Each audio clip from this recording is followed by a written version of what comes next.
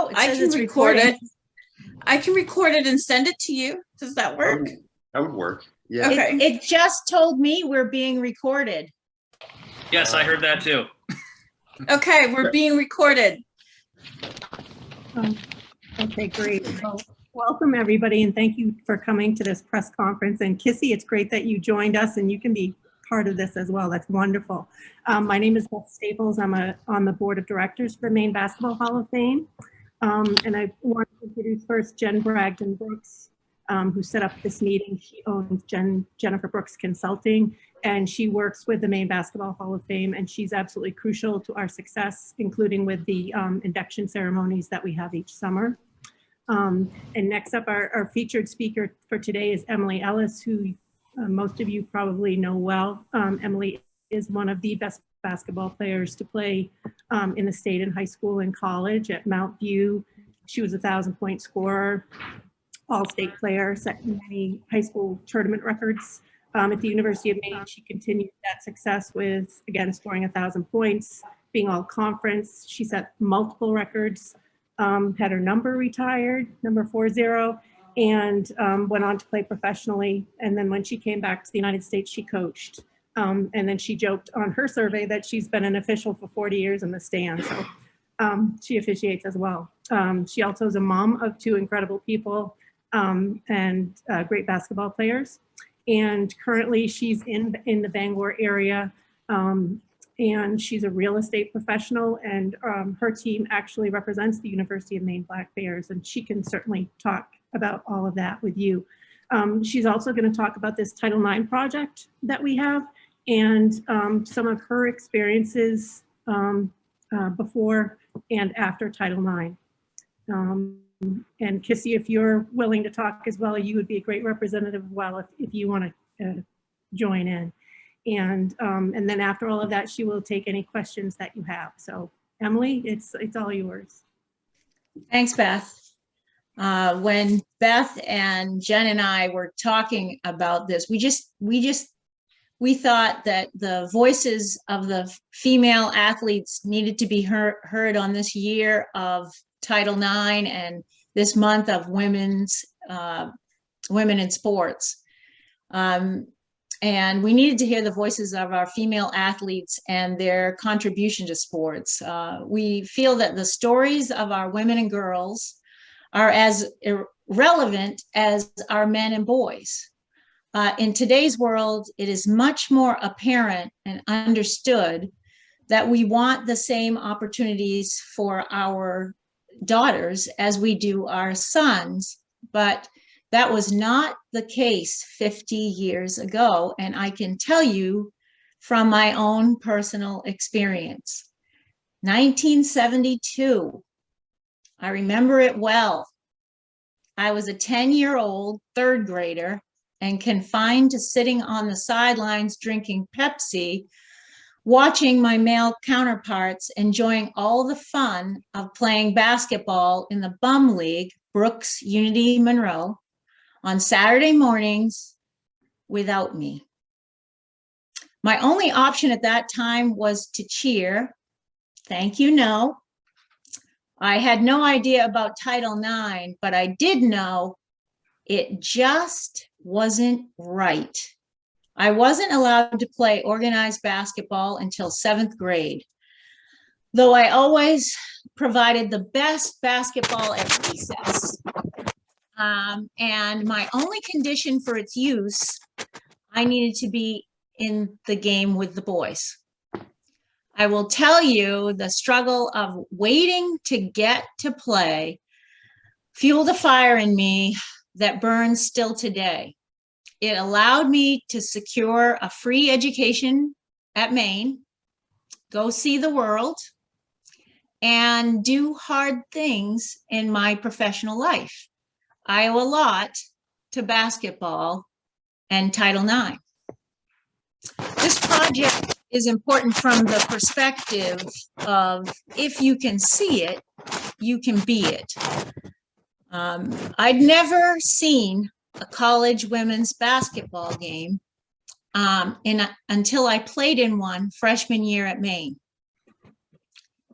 We, 10 years after Title IX, practiced in the women's gym, but were allowed to play games in the men's gym, AKA the pit. It wasn't exactly helpful for the home court advantage.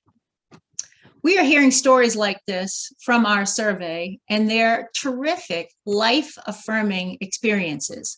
They need to be shared. We got to this point because something and someone because of something or someone that came before us. When my mom played high school basketball in 1961 in Brooks, it was 6-on-6. The Rover was the only one allowed to run the full court because, women were too weak to do that. She finally got to play offense her senior year and scored over 500 points. Clearly, when we watch Amy Vachon's Maine team, the idea that women can't run full court is laughable. But in 1961, that was a real thing. Joni Averill was moved to the sports desk at the Bangor Daily News to handle the woman problem. I'm not going to get into all that, but she offers yet another valuable perspective on how women and girls sports has progressed. We are better as a society because of Title IX. There was a statistic a few years ago that 78% of all female CEOs had played high school athletics. Those women are shaping the world. Without the athletic and academic opportunities demanded by Title IX, would there be as many women in those positions? Title IX has slowly and steadily evened the playing field for females, but as we celebrate 50 years, we recognize that we still have progress to be made. The input from our surveys will serve as a marker for where we are today. And that's basically why we thought it would be a good adventure to take. If you have questions for me, I'm more than happy. Kissy, you can chime in. Kissy's the best point guard ever. And I don't think there was ever a time when I asked for the ball that she couldn't get it to me. So she will be forever loved and adored for that. Emily, I've got a question for you, if you don't mind. Sure. Even as recently as when Ellis and Hillary were playing, did you notice any inequalities, between some of the advantages or disadvantages that maybe Hillary faced? Even though I would consider them kind of, modern kids, and relative to other people that gone through your story and such.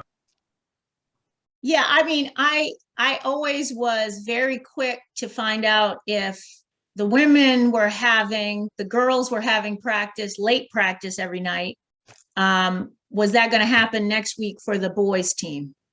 And for the most part, I feel like that was a thing. I think the only thing I saw discrepancy with was that it's seemingly every year the boosters for the boys team would get new uniforms and the girls were stuck with the ones that they'd been wearing for the last 5 or 6 years. So, I think that kind of got rearranged. And even now, with the facilities that are coming to Maine, a lot of the remedies for just the facilities in general, but specifically what is being done is to bring the university into compliance with Title IX. The playing fields have never been the same. I will tell you, the women's gym, Kissy, you can chime in on this, was one of the most uninspired places you could ever practice or play. It just, I don't know, it just wasn't the same as being in the pit. Then I'll follow up to that. This effort to collect stories and artifacts. Do you know anyone with the Basketball Hall of Fame know how you want to display these? How you're going to share these? How you how you use these to kind of raise awareness and and show off the history from that perspective. Is this going into the hall as an exhibit, I guess? Beth, do you want to take that or?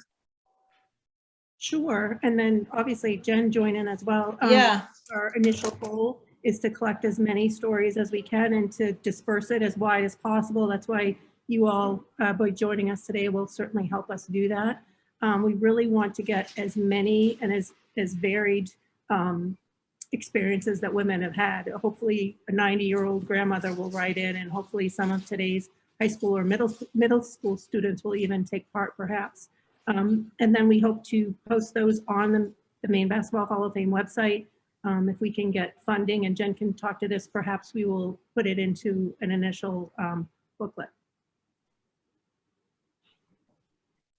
I would say that our concourse right now is focused on the 2022 inductees, and until that ceremony takes place in August, that's how the display will happen there. But after that, we would look at celebrating Title IX on our concourse with these stories and information as well.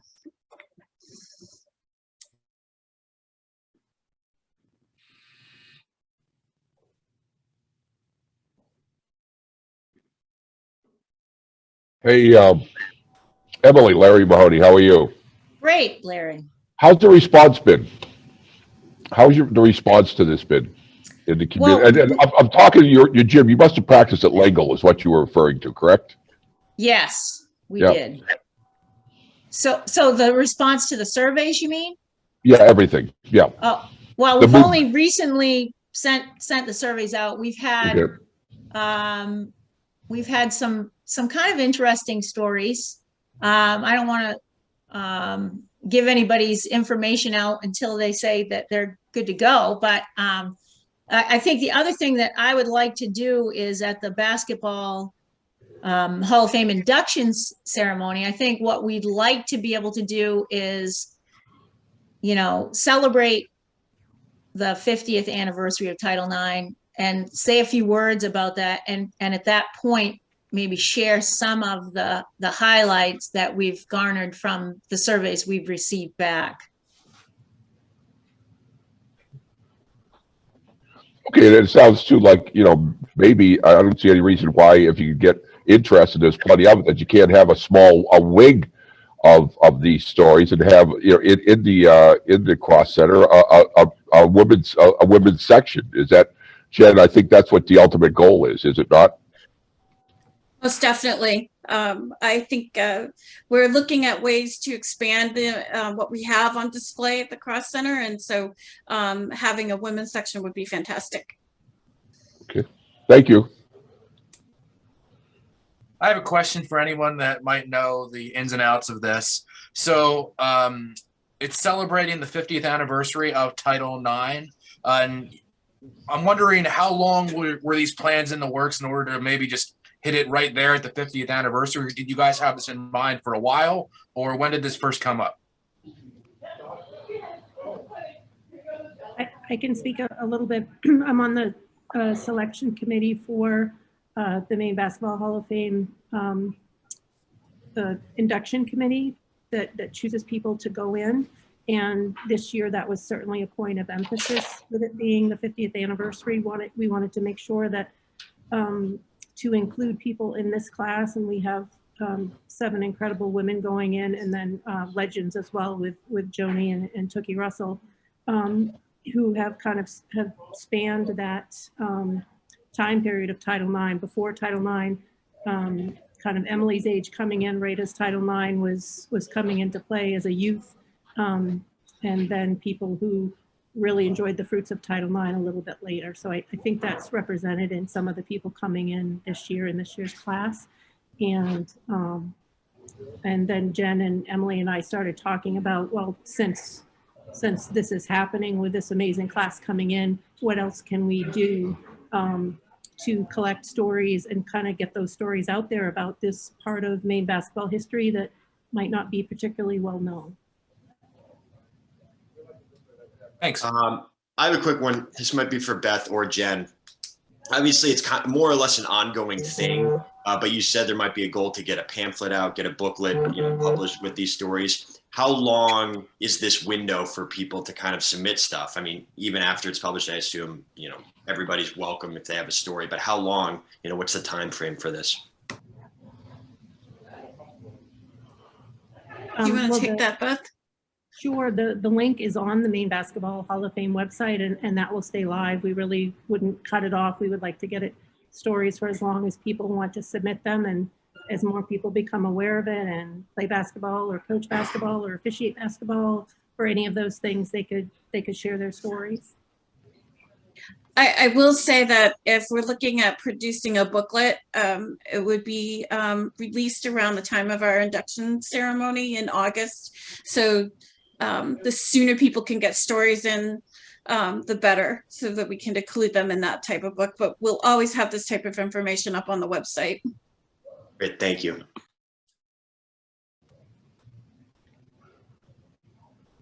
I would add one of these surveys that did come back was from Blaise Manning, who was an incredible player. She played at Old Dominion and won a national championship. But one of the things that she spoke to when one of the questions, what has basketball done for you? And she said that basically she's a really shy person. And I think it's interesting to me because I'm really not a very shy person, but a lot of women who played basketball attribute their ability to have a voice and to step up was greatly enhanced by having had the opportunity to play and feel solid within themselves. Lisa Blaise said that basketball forced her to come out of her shell a little bit, play, you know, as a team member, but be a stronger person than what she otherwise would have been without athletics. And I think the other thing that I think of when I think about Title IX is how many women before didn't have the same opportunities that even I had at the beginning of Title IX. Clara Swan is one of my heroes, and if you live in Bangor, you might have driven by Swan Village. Swan Village is a 28 apartment complex that we built out next to Husson University, where she was for many, many years. And the reason that's named Swan Village is for Clara Swan. Clara Swan was about 50 years older than I was. I had the great fortune to have some excellent conversations with her when I asked for permission to use her name on that complex. And she had really funny stories. Her number at Husson was the first one retired. My number at Maine was the first one retired. So we had a lot of similarities, and I had never really met her before, but I said, so your number was number 5 because that's the one in the rafters at Husson University. And she just laughed and said, yeah, no, my number was 0 because we didn't have numbers. I don't know where that 5 came from. So she was 102 when she said that. There were just really some things that she really pushed forward for not just women, but all students by her exemplary leadership, mentorship for a lot of people at Husson University. So I think when we celebrate the people that came before and everything that's good and try to keep the momentum going, that's part of what the surveys are. It's bigger really than Title IX to me. Emily, I'll jump in really quick. Can you tell me a little bit about what some of the biggest differences were, from your first year playing at Mount View to maybe your last year playing at UMaine? I mean, that's like an 8-year stretch. In regards to Title IX, what was it like, stepping out of the floor first from Mount View, and then to just kind of speak about all the changes that had taken place over that 8-year period from your last year at UMaine? Wow. Well, when I was a freshman, I made varsity because Mount View was so horrible. So it wasn't really that much of a stretch to make varsity. So, and I remember our freshman year, we had a guy who, he was a track coach and they couldn't find somebody else to do women's or girls basketball. So they just asked him if he couldn't do it. So I don't think he really knew that much about it, but we won one game because when we went to Carabec, the manager put the wrong jersey numbers in for the opposing team, and we shot 5 foul shots before the game and made 3, and we won by a point. That was the only game we won freshman year. The next year we got, it ended up being my high school boyfriend's coach, basically was the coach. And he was great. He was the shop teacher. And so by senior year, we were at the state meet. So we came a long way. We had to recruit a bunch of cheerleaders to come on over to the other side and play basketball, because we had a lot of really athletic girls, but they had grown up cheering because that was the only option. So that changed, and basketball became more of the thing that people wanted to do. And then even at Maine, my freshman and sophomore year, we had Eileen Fox as the head coach, and she'd been doing it for 14 years. But I'm not sure she ever played. I think she kind of, went by the book and what she, and she did the best job she could do. And then we had Coach Gavitt, who came from the men's group to the women's group. And that's exactly what happened with Coach Downer in high school. He went from JV boys to varsity girls. And Coach Gavitt went from assisting the men's coach to, being, and everybody was like, well, why would you do that? Like, why would you even consider doing women when you could be coaching men? So I think the whole thing is come full circle on that, where it's not, the lesser gender who doesn't deserve to have the best coaching. I know that my coach in high school we always used to say, well, coach, so do you like coaching us girls better than the boys? And Coach Downer would always say, well, I'll tell you this, the locker room smells a lot better. So it's come a long way. And I think, as you can see, I think my senior year at Maine was Gino Ariama's first year at UConn, and we played UConn. And, and now there's a dynasty at UConn, Pat Head Summit.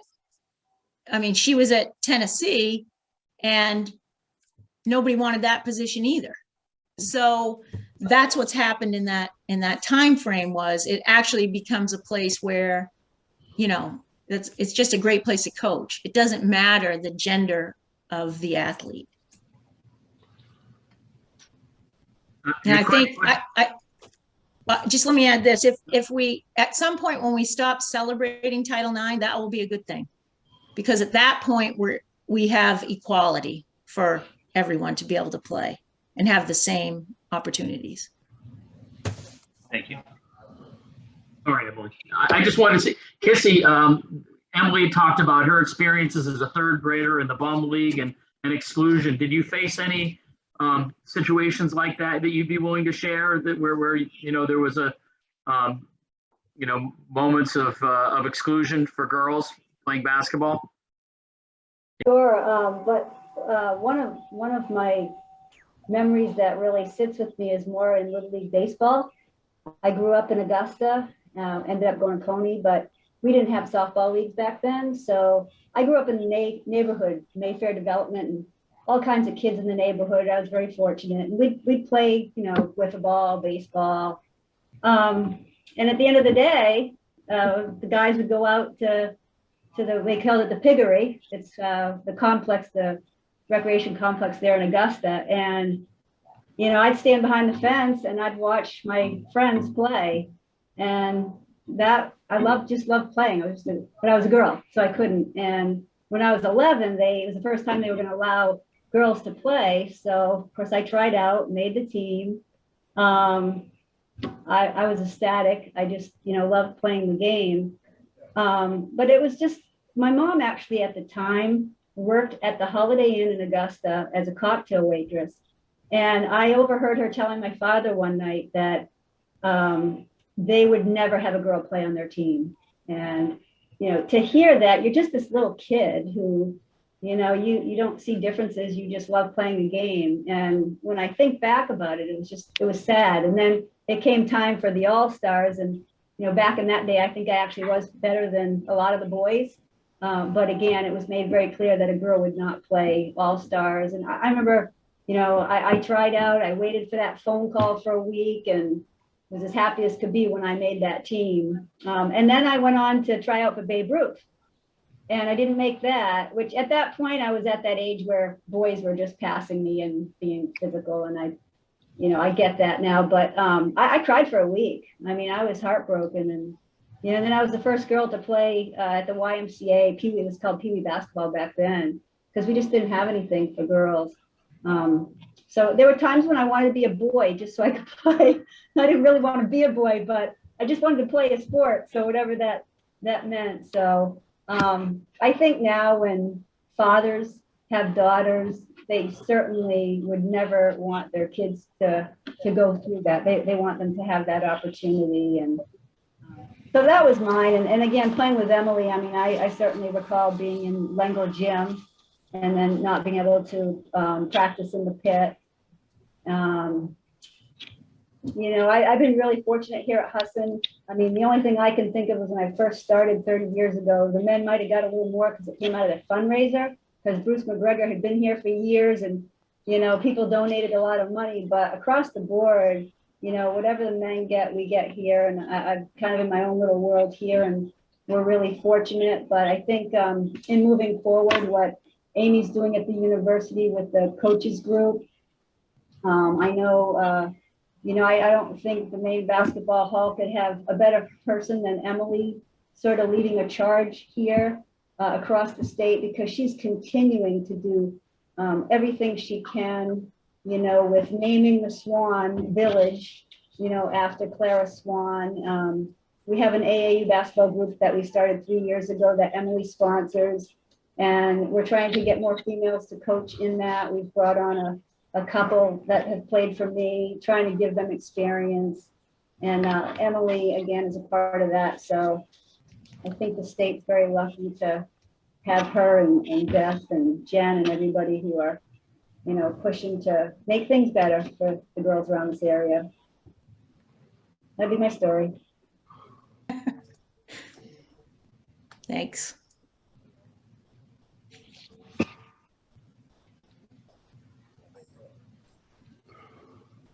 I'm going to break out of here, but thank you very much for everybody's time. I appreciate it. Good stuff. Thank you for joining. Thank you.